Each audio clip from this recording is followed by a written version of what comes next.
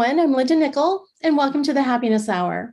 Every week, we meet here to connect, inspire, and create with the help of a guest that shares their images, stories of inspiration, and tips to help you improve your photography skills.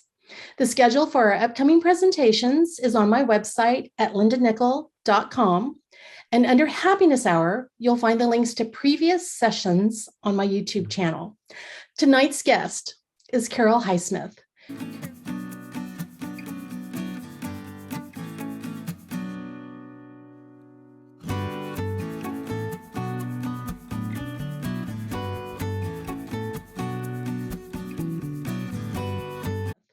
Carol has been documenting America for the last 42 years.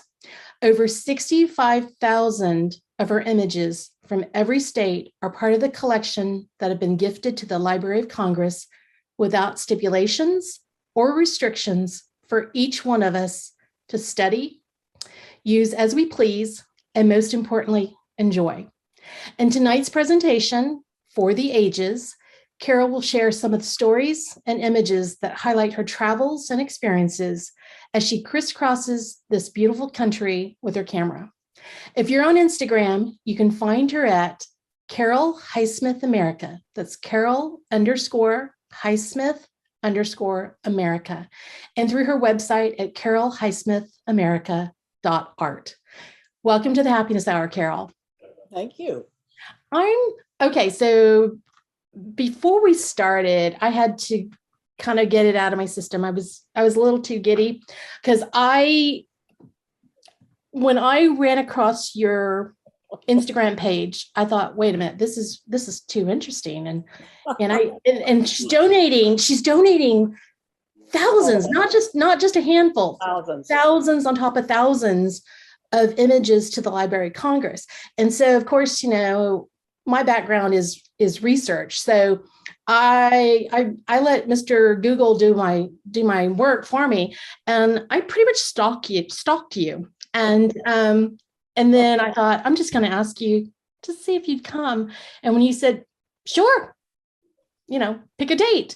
And I thought, well, that was just a little too easy.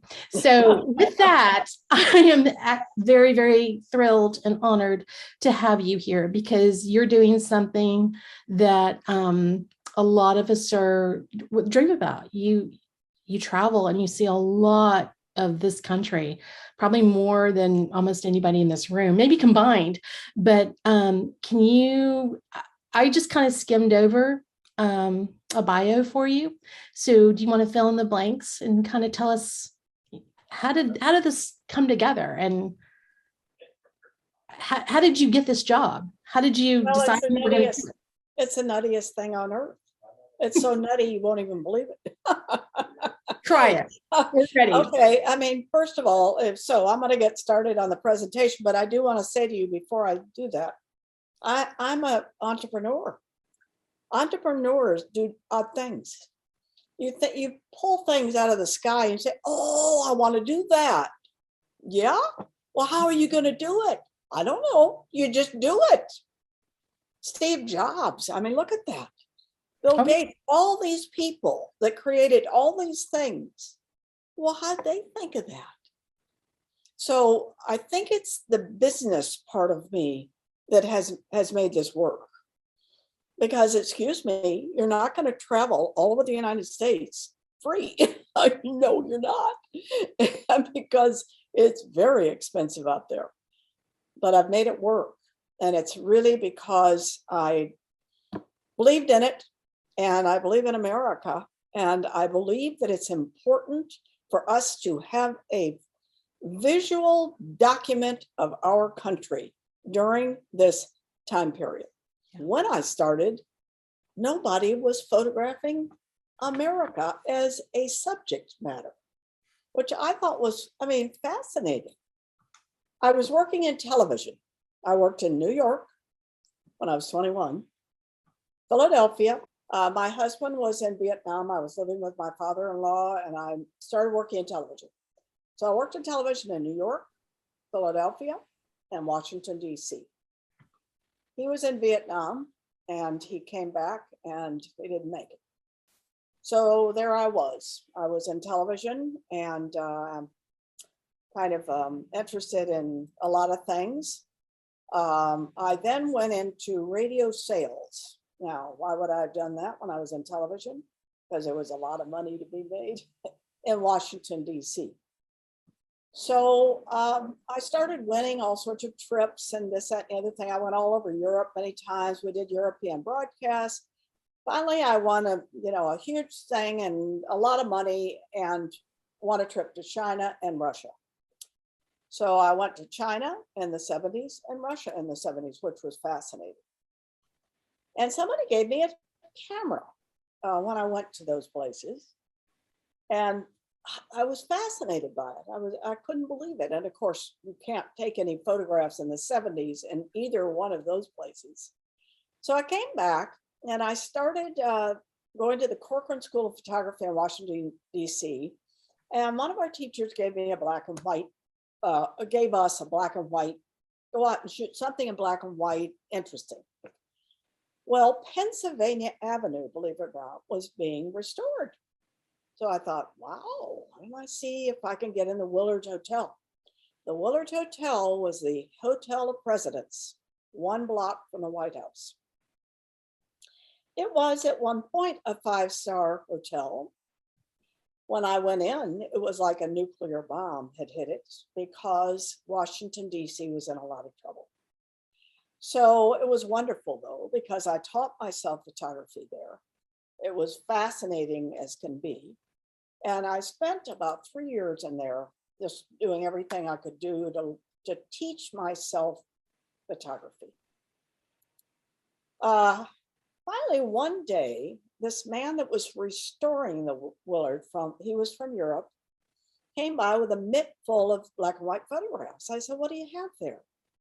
He said, well, we don't have any architectural drawings. He said, so I'm using the photographs that Frances Benjamin Johnston took. Now, this is Frances. This is in her studio right here. And this is when she was a little bit older on her 8x10 camera. So I said, that's fascinating. This is a photograph she took in the Willard Hotel when it was a 5-star hotel. He said, and this is the shot I took in 1986 when it opened back up again. It was just a mess. It was unbelievable what I saw in there. Rats came out of the walls. Look how beautiful it used to be though. And she documented all of this. So I said to this man, I said, well, who is she? He said, well, her images are down at the Library of Congress. So he took me down to the Library of Congress and I saw her work and I just about died. I thought, oh, look what she did. Mr. Guggenheim, I'm sure you know who he is, sent her down to the South to photograph antebellum mansions. She worked in Washington for a very long time, Washington, D.C. She knew Teddy Roosevelt very well. And he kind of sent her out to do various things. And so she was really something. And if you look her up, she's becoming bigger every day. I mean, she's a big deal. And so I said, well, wait a minute, if she can do it during her lifetime, I can do it during my lifetime. So she donated her images to the Library of Congress. And that's early American history. Can you imagine how fascinating they are? And they also have all of her things, her camera, pieces of her hair, her girdle, her little notes where she would say, going to see TR today at the White House. Amazing. So she was and is a huge, this is a photograph of Teddy Roosevelt's son at the White House. She's a huge deal. But in the meanwhile, I came along. This is, believe it or not, Martin Luther King. Now, this is a hotel of presidents, this Willard Hotel. He finished his I Have a Dream speech there because the hotel was kind of falling apart. And so it probably was a cheap place for him to stay. Well, his time capsule is now buried outside. And you see his wife here and his son. I photographed all that during my career. Then I started just kind of moving around in Washington, D.C. This is, believe it or not, the AIDS quilt that they put out on the mall. So anything that was kind of interesting, this was Pennsylvania Avenue during the early 80s. This is what it looked like. This was the Trump Hotel. He just sold it, if you want to. Well, he was just leasing it, but anyway, the lease is moving on. But it was the old post office. It had also fallen apart. Everything was. So then, as I was working on Pennsylvania Avenue and finally ended up doing 17 years on Pennsylvania Avenue, the whole restoration of it, Washington, D.C.'s Union Station also had fallen apart, as you see. What happened is they thought if they just put a little slideshow of Washington, D.C. right here, people would come into this wonderful, huge hall and they would love it. Well, the problem is they forgot to fix the roof. So then they thought, well, maybe they could make it into an aquarium. So it was a mess. It was a total mess. This didn't work. You had to kind of squeeze into this great big hall and everything about it was a mess. So it then just closed too. Everything was closing in Washington, D.C. So finally they went through a restoration of it, thank goodness, and now it's fantastic. But so I documented the whole restoration. And by the way, this is the same man, you see they all lined up for me, that actually restored the Willard Hotel. I also did the archives. I did the embassies of Washington. And this is the Canadian embassy. So I did all of this around Washington and details like the gun that killed Lincoln. So I did the whole Ford's Theater array of all around Washington, Abraham Lincoln's death. And then lots of monuments on snowy days. And then I started moving throughout the United States. One day Random House called and they said, you know, we would like just one image from you. So I sent them the image, and from that, I got a huge contract to do books all over the United States. So I was in New York City and I got to the World Trade Center and I thought, you know, I can't get far enough away from it to see the whole thing. So I hired a helicopter and I went up. This is, by the way, on 4x5 film. About a month later, the whole thing fell, 9/11. So I was very glad that I got that. And then one of my favorite parks is Monument Valley, the Navajo reservation, and all that they've done with Monument Valley and how gorgeous it is. I love the national parks. This is not a national park. This is the Navajos. But I also just adore the national parks. This is Yosemite. This is Arches. I was just there the other day. But I do other things too. So finally, what happened is I had this man who hired me actually to photograph the state of Alabama. I knew nothing about Alabama and I was scared to death. I thought, I don't have any clue what I'm going to do here. I went down there and I fell in love with it. It was fantastic. And then he decided to do a book. Well, that was fabulous. And the reason it was fabulous is from there, I could entice wealthy people to fund my state project by giving them a 256-page hardcover coffee table book of the work that they funded. So I did Colorado. This is in Denver. I did Wyoming. That was the same woman, same foundation. They funded both of them. I also, the library, believe it or not, funded Louisiana. Now, what happened to me the other day is PBS just came to me and said they want to do a PBS book on Louisiana. So I'm going down there in about 8 days. I'm going home. I get a few days at home. And then I'm going down to do carnival all over the place. I've done loads of Mardi Gras, but now I'm actually going to go to do carnival all of Louisiana. So I'm going to go down there for about 2 weeks and do that. And then I'm going back for the summer to do this book. So now I've done a lot in Louisiana, but I'm very thrilled to work for BBS. Yes, I am. So I've done a lot of Mardi Gras. This was Yardi Gras. That was last year. They couldn't have the Mardi Gras because of COVID. So they had Yardi Gras. Well, that was fascinating too. And of course, the plantations are to die for. Now, what was great about the pandemic? Nothing great about the pandemic, nothing whatsoever. However, what was great for me to travel during it is nobody was around. Nobody was in any of the hotels. Not nobody, but almost. Nobody with Bermuda shorts was in front of these plantations, and they were clean and clear and perfect. And I was allowed inside. So I did interiors. I did all of the really great plantations. Just let me on in. Yes, it was wonderful. But I continued to travel all over the place. This is Telluride, Colorado. Again, funded. This is Johnny Cash's home in Arkansas. Again, funded. This is just out there. There's lots of out there in America. That's what's amazing. If you're not in a big city, and even if you're in a small town, near the small town is lots of America, just rural, tons of it. And if you don't think we've traveled through it this year, yes, we have. That 6 months, I would say 3/4 of it was out in the middle of nowhere.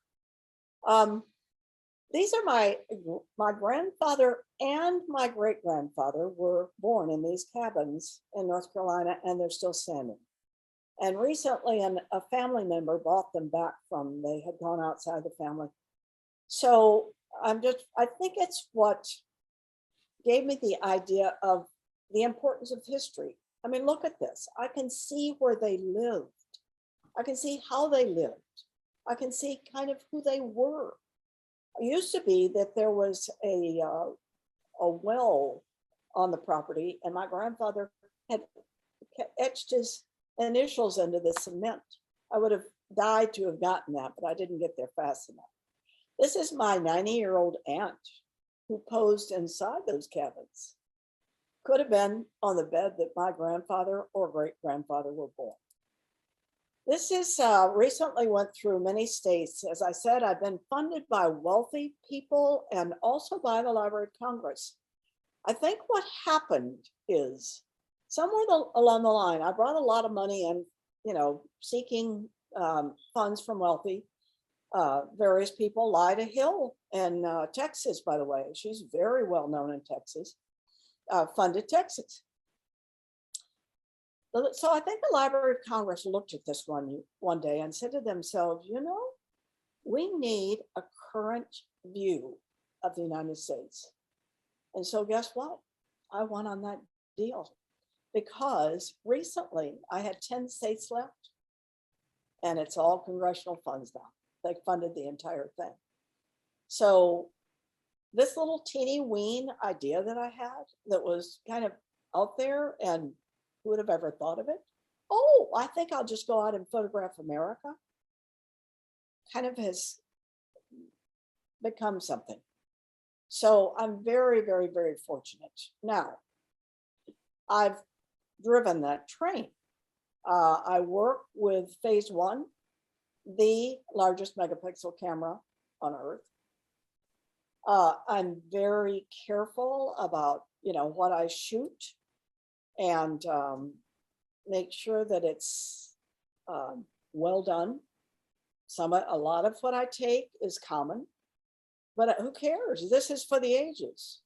I mean, if you take a photograph of anything in America, will it be there 1,000 years from now? Well, these will be. So it's very, very important that it's not only done, but done well. I was very fortunate that early on, I learned a lot about architecture, and that has helped me. Now, this is Las Vegas. I was very fortunate to photograph Las Vegas when Siegfried and Roy were there. And not only did they let me do 3 shows, they invited me up to their apartment and they posed with this lion. So how fortunate was that?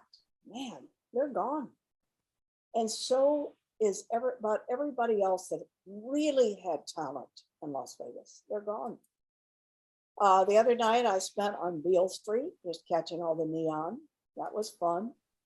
And you know, when I stay in motels, I always make sure that the colors are right and the window treatment is good. You can't imagine what I've seen. You cannot even fathom. Sometimes it's sad, but most of the time it's good. This is, can you see this whole thing? By the way, you're not seeing my image, right? I can see it, yeah. This was done, I took this in New Orleans. Of course, you know, it's just amazing that they were sitting in front of that sign. But then also I was in Minneapolis the other day, and I went and took this shot. A lot of times when I'm out, I will take something that I'm just going to gift to the Library of Congress because it means so much to me. I mean, we're married. I've been there for, I'm not an employee, by the way, I'm a contractor. And because we've been aligned for 42 years, I just feel compelled to show them what I see. So if I'm in Washington, D.C. and there's a parade or there's something important or the inaugural or whatever, I'll probably just go catch it for them because it's that important. We need it all. The Mummers Parade. How lucky was I? It's on January 1st. It's usually so cold you can hardly think. It was 60 degrees that day. However, one time it wasn't the Mummers Parade, but it was a parade in Philadelphia. They were all kind of getting sick, and they decided to have their parade. They were debating whether they should have it or not. It wasn't the Mummers Parade, but it was a very important parade. They had it, and a ton of people died because it was the beginning of the 1819 pandemic. We always try to get to small gas stations because maybe they might have cheap gas.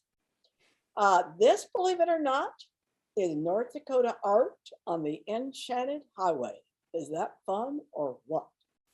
So you just see these things just out there as you're driving along. I go out across the land with my husband. He drives, he won't let me drive. So I just keep my eyes peeled on fun things. I also have been in the White House several times. I've photographed several presidents. This was George and Laura at their Crawford Ranch. How fun was that? I love Route 66. I adore it. This is the blue whale in Oklahoma on Route 66. I was recently, as a matter of fact, I'm still in Tennessee. I'm in Northern Tennessee. But, you know, you get these moments, these times that how fun. Old cars and old diners. And this is the Library of Congress. This is the Thomas Jefferson building. They used to have their books in the Capitol, and where they had their books burnt down. So Thomas Jefferson gave them his books. So they called it the Thomas Jefferson building, and his books are still there. And it's fabulous. But look how beautiful it is. But I love just out there. I love small towns. No matter where you are in America, you know, I might think, oh man, I want to go to New Mexico, or I want to go to Arizona or Louisiana. But you can be in the middle of the Midwest and it'll be fantastic. So America just is. I tend to kind of gear towards the more positive about our country. I'll show you the, you know, the kind of seedy and the mess and everything. But on a whole, I'm so proud to be an American. I don't know what to do with myself. But I love Route 66 because it reminds me of my childhood when we used to go from Minneapolis all the way down south to my all my relatives. And I would look out the window and I would see scenes like this. Oh, and then here's Tater and Tot. I have 3 more cats too, but unfortunately I have to leave them home some, but they have a good cat sitter. So thank you for taking the time. I'm sure y'all probably have some questions. So I'm working to add to my collection so that years from now, people can look back on this and see what we looked like during this time period. I've been working on it for 42 years. The library is the largest library in the world, and my collection is in the featured digital archives at the Library of Congress, and I'm the only living person. I doubt I'll ever retire, and how lucky am I? Very much so. Very, very much so. I'm going to ask you to take your screen down, stop sharing your screen. And I've just invited people to ask questions, but there are a couple in here. Jamie's wondering, how do you get around? Are you in a camper? Or are you just in a car? How are you getting from place to place? You know, it's funny. I used to think, I mean, early on, I think Airstream was thinking about sponsoring us, but here's the problem. You know, first of all, you're making your own bed. That's not much fun. And there's a lot of work to do out there. But the other thing is it's just a little bit, for me anyway, scary. Because let's say you're in the middle of nowhere and you just thought, well, I'll just pull up the camper and we'll just sleep there tonight. Anything can happen. Mm-hmm. So we decided early on to just stay in hotels, and that's what we've done. Okay. And I think we're probably more rested from it too. So Yeah. that's and I've been funded enough to probably make it worth my while. Excellent. Susan is wondering, what type of gear are you using? What's your go-to? And that's the other thing is I have several hundred thousands of dollars worth of equipment.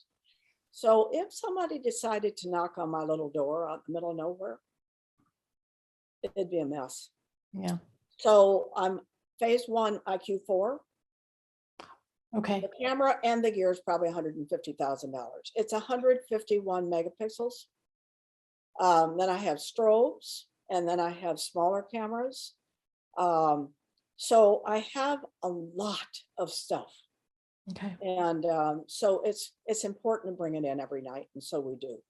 Okay. But so anything you want to ask me about, you know, I use phase 1 IQ4. I also have a black and white version, which is also infrared, and then I also use the latest Canon cameras with all the lenses, and that's what I use. That's pretty much it, because I mean, you can get kind of carried away. I have a little beanie wean Sony that if that buffalo crossed the road and I had to get it real quick, I could just take it out of my pocket and there you go.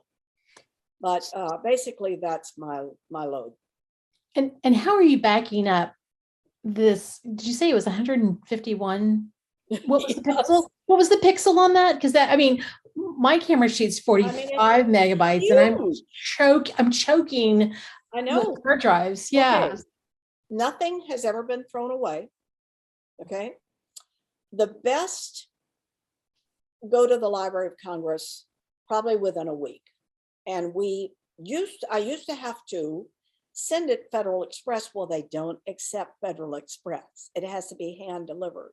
So I had to send it to my house sitter, and then she would hand deliver. It was a mess.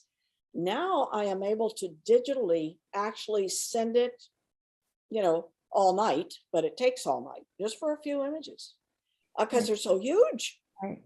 And I would imagine too, them both from the very highest megapixel all the way to a small little JPEG. There's 4 different versions of everything I shoot.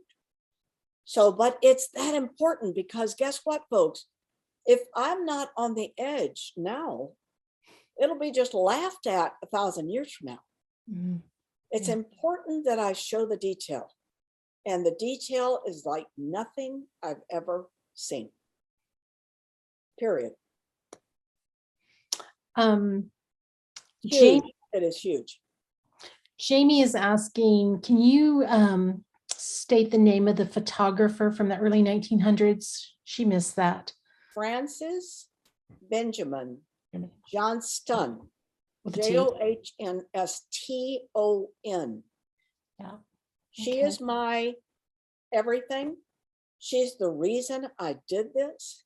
And when I went into the Library of Congress, I said to them, oh, look at that. I said, I want to do the same thing during my lifetime. They looked at me like I was out of my mind. They said, right. Patted me on the head, kissed me goodbye. And then I came back and I showed them. And they grabbed a hold of it because I had a lot of Pennsylvania Avenue by then and the Willard and all things they were interested in. And then I did aerials and drone and everything else. So yeah, they were real interested, and no one else gives away their work. No one, especially phase one.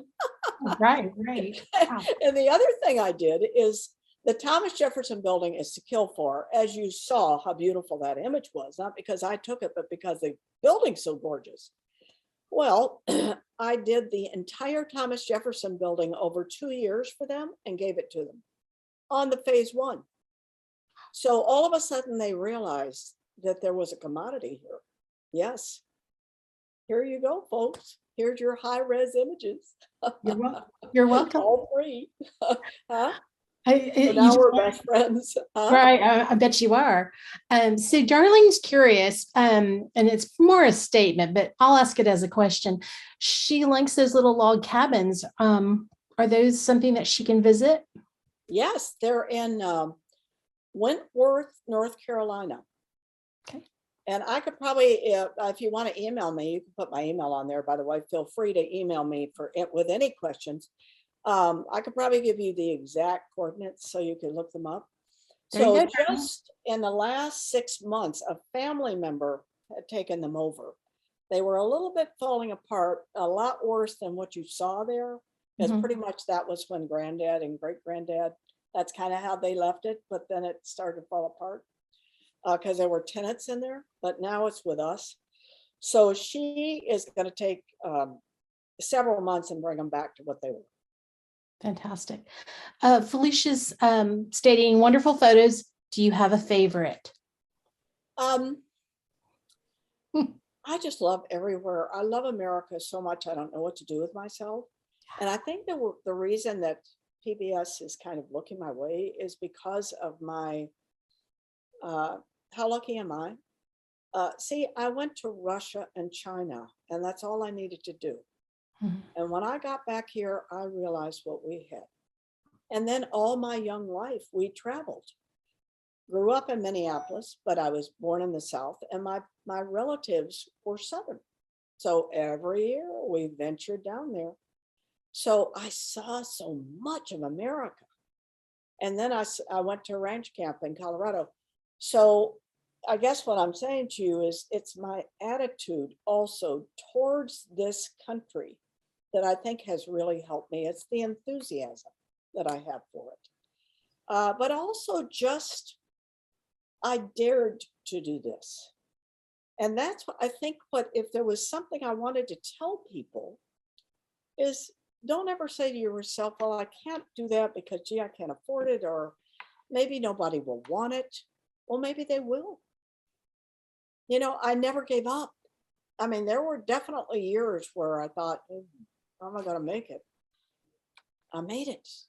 And now it's, you know, as I said, recently the Library of Congress gave me a lot of money to finish these 10 states. I'm doing Hawaii, Alaska, Montana, Utah, Idaho, North Dakota, South Dakota, Nevada. I mean, are you kidding me? How can I lose? I'm also doing a photo study, believe it or not, of our federal buildings, our historic ones. Well, let me tell you something. Nobody makes them like that anymore. And nobody makes a lot of what I'm shooting anymore. Yeah. If you go into some towns that have been swiped away, they're just like flat nothingnesses. You know, but you go into other towns and they haven't been able to afford to rip down what they have, and it's fantastic. So you know, a lot of little towns are reinventing themselves. It's been just, you can't imagine what I've seen. I mean, basically, between my husband and myself, and he worked for Voice America for many years doing America. So between the two of us, I think we know more about America than anyone. I think we do. Certainly from a visual standpoint, because we've been there. I was going to ask you, how did you persuade your husband to get on board with all of this traveling? But he's got a background in it too. So, okay. He was probably just thinking, this is awesome. Someone's paying us to go and play. This is awesome.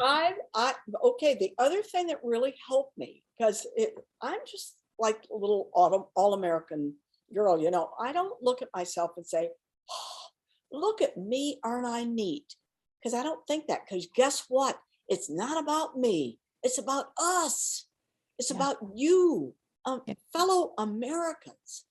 That has helped me like you wouldn't believe. And the other thing that's helped me is all my years in broadcast sales. I mean, every little contest I had, I won. Not because I was so great, just because I was honest. I told it like it was, you know, and I think that's my biggest strong point, but I also believed in what I was doing. I believe in our country. Yeah. And I believe of the importance of it. And I believe Dorothea Lange, she photographed the Depression. Wait till you hear this. Matthew Brady photographed the Civil War. He built a special camera. Several of them, actually, great big, huge things. Took them out there, thinking before that, he photographed Abraham Lincoln and all sorts of society people. So he brought these big cameras out into the Civil War battlefields, photographed it, and nobody wanted to see it. And he died. He lost everything he had. Isn't that amazing? And he died a pauper. Now people would die to see his work. Right. And so finally they sent out his glass plates to make greenhouses. And they got all scratched and horrible. Well, then the Library of Congress went out and wanted to have them again. But there are still some in the Library of Congress that are all scratched and horrible, but you can see the quality of them. So there's been, you know, but Dorothea Lange, she photographed the Depression, but had these people not come along. Edward Curtis photographed the early Native Americans. Had they not come along and given their life to this, we wouldn't know what things look like. Yeah. So let's go back to gear. Darlene's curious. Have you switched to mirrorless cameras yet? What would she like to know? She wanted to know, have you switched to a mirrorless camera yet? Yes, the Canon is, but the phase one is not. The phase one is still click, click. But it's amazing. So I don't know that it really matters anymore. Yeah. The only thing about click, click is you better put that up or it's gonna shaky bake. Yeah. I think they're really at this point really getting into high quality, and that's the key for me. It's just I want you to see everything clean and clear and amazing. But you know, you could go into the Library of Congress now and look up now. Some of the photographs I took of the Library of Congress itself was several years ago, and so that was, I think, 39 megapixels. But not too long ago, and I'm not sure if it's up, I did the Arizona Wave, and that was the first time I used the 151 megapixel camera. But you can actually go in and look at those. So, and download them, and you can see the quality. Wow. So if you decide you want to, I believe they are up, the Wave Arizona. If not, it'll be up soon. It usually takes them a few months to get everything up that I send them. So there's, you know, I'm probably at about 75,000 at this point. I want to, during my lifetime, give 100,000. at least. Francis gave about 50,000. Okay. I'm pretty sure you're going to do it. I'm So, doing it. so our friend Karen, my friend Karen Cooper is actually in Vancouver. So she wants to know a little history lesson. Why was Washington, D.C. in disrepair? Well, what happened is that we were going through some really rough times. So the Willard just fell so apart that it was putting vinyl on its columns to try to keep up with the Holiday Inn. People were being robbed right and left. And it was, I think all cities were, remember it was during the killing of Martin Luther King. I think there were just a lot of unrest in America at that time. And Washington, D.C. was not, you really actually did not go out after dark. I had my office down there, my studio, quite a while. It was a little bit after it was really bad. But I'll tell you something, when it was dark, you ran to your car as fast as you could. So it was really, and then when Martin Luther King was killed, all around the Willard's Hotel was just burned. They came and just burned it out. There was National Guard everywhere. It was a mess. So that's really kind of what happened, unfortunately. I think we've got one more question. If you guys have anything, you need to do it pretty quick, type fast. Marcia wants to know, and this is a great question. How do you determine what and where to photograph? Because you seem to be in the right place, at the right time, and that takes a lot of planning. Yeah. That is a great question. And yes, there is a lot of planning. And so, I look at images online, Instagram and Facebook and all those places show me a lot. I follow groups of, this is Nevada, and actually states have, this is our state, which is really, really helpful. Ted does a lot of research. And then we just see things as we roll along. So it's all of that. We're very malleable. We're very, whatever, let's just stop and do this. We didn't know about it, but now that we see it, let's do it. And so I think that's helped us also, that we're not so hunkered down to just exactly, what we planned. I think it's really helped because there's so much there are so many things out there, so many scenes that you just kind of can't believe. I mean, you've just seen a weenie bean in my collection. I just put things up to kind of lead you through. That's why you're going to come back, right? I want to come back. So this is what happened. I will tell y'all a little something. And that is that I was going to have a surprise for you today. And that is that I've been invited to photograph the interiors of Graceland. So, and Sun Records. And I thought I was going to have it for you today, but you're not going to believe this. But Memphis was really hit with an ice storm to the point where our hotel was closed. So they asked me when I got in touch the next morning, they said, could you ever come back? So I'm going back in the spring. And then I'm going to be doing this book on Louisiana for PBS. So y'all might want to visit me and see what I'm up to. I would love it. I don't mind at all. I mean, it's no big deal. It's a couple hours of my time, no big deal. And I've got your phone number and I can text you. Yeah, that was your first mistake. That was your first mistake. You gave me your phone number and I keep those little things. So there's real quick, I believe it was Jamie asked, have you published a book on Route 66? Well, what we did is we published books for the wealthy so that they would have something to show their friends rather than going online. Right. But Random House published 1 million books on America, but they were bargain books and they looked like it. That was 100 years ago. That was in the 80s. I did a book on Union Station. I've done a lot of books. I'm also a publisher. So, and then I'm going to publish the Louisiana book. So my company is. And I think there's going to be other things that come from that too. So Yes, I've been involved in books for quite a while. We did one on Union Station. We did one on Pennsylvania Avenue. Some of them are out of date, out of stock type thing, but we've done a ton. Carol, this was so I reached out to you, I don't know, 6, 7, maybe 8 months ago and just said, hey, would you do this? And you're like, of course. And the next email I got from you when we were kind of chatting was all capital letters. Do not ever move.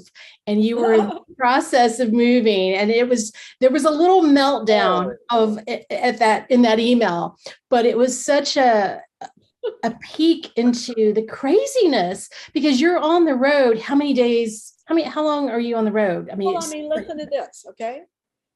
We moved Mhm. after 33 years. Hello. Mhm. We had 6 trucks, 6 20-foot, 26-foot trucks, 300 boxes, and most of them are still on the 3rd floor. It's okay. We were home for maybe a month, and then we've been on the road ever since for about 5 months. Yeah. So that's why I said to you, oh my Lord, I just couldn't even conceive it. I'm still recovering. So we're going home to that. And then I'm running off to Carnival. Yeah. You'll forget your troubles at Carnival. At Carnival, at Carnival, you'll just forget your troubles because it's a whole different world. Yeah. Yeah. And the thing about Carnival is that it's all over Louisiana. It's not just Mardi Gras, which I've done a million times. Yeah. But they're going to have me at the balls. I have to get a formal. Jeez. They're going to have me like everywhere. Yeah. But the thing is that I know how important this is. Yeah. And if not every box gets unpacked immediately.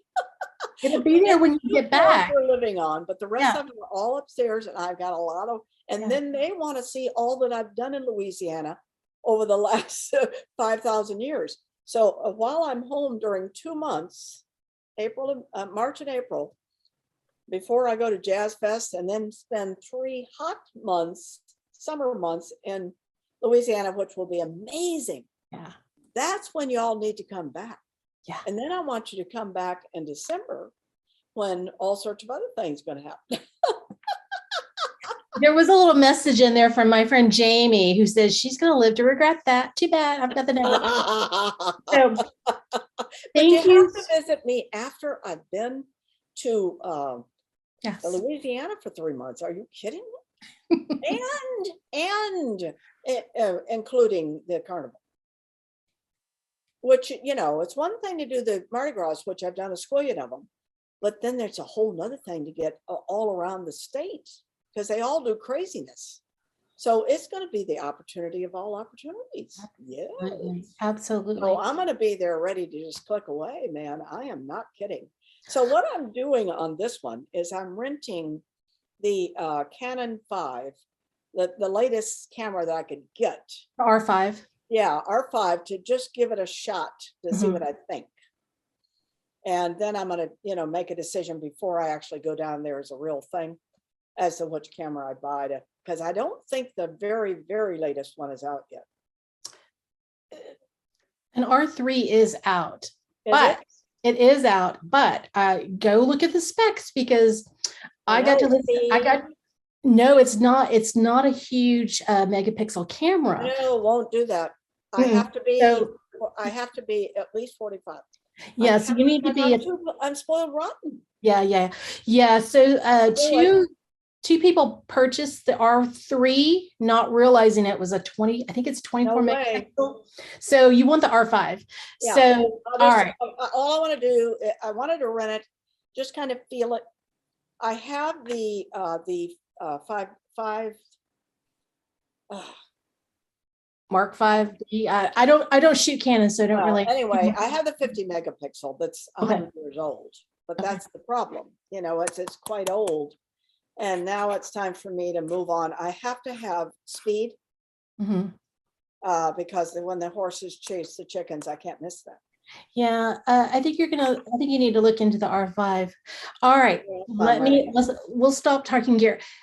I need to close out your session. Is there Okay. something you want to, is there something you want to leave us with? Just like I just want to say, if any of you have in your mind that you would like to maybe make a career of this, and maybe you're not sure about what, it's worth it. Just open your mind to what you think might work, not photographically, because you probably already decided on that, on how you're going to find the money.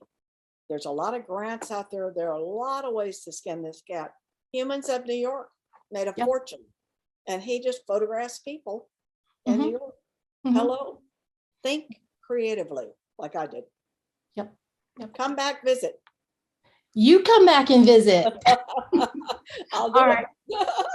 Carol, thank you so much for doing this. You guys, you can connect with Carol on Instagram at Carol_Highsmith_America, and through her website at carolhighsmithamerica.art. And I'm going to link and also .com.